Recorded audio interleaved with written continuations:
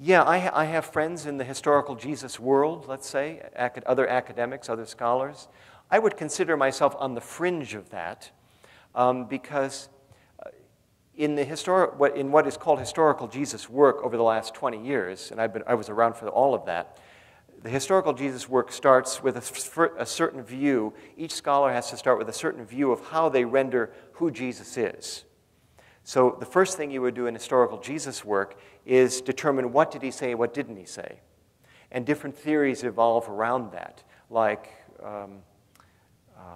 one theory is the more he said it, the more likely it is to be accurate. The more times it's attested, the more likely it is to be accurate. Well, that's not necessarily have any basics in logic. That's just a presumption.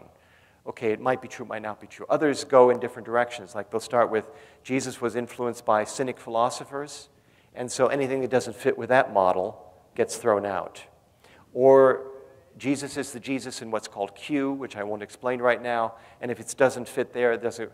Well, I take sort of the opposite point of view, which is I like a lot of the archaeological work. I work with that, with the ethnology of the ancient Middle East, I work with that.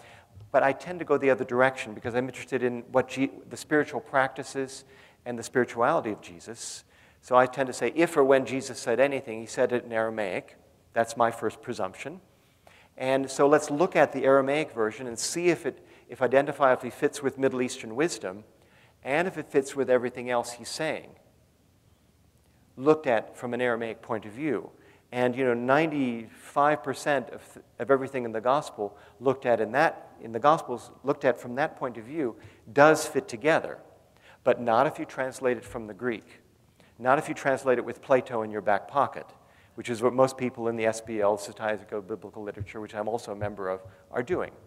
They're translating it from a point of view, an epistemology, if you want to use a big word, a way of knowing that Jesus and his followers never had, could never have had.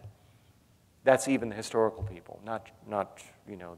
So I part company with them, but I also am, arm in arm with them in certain areas.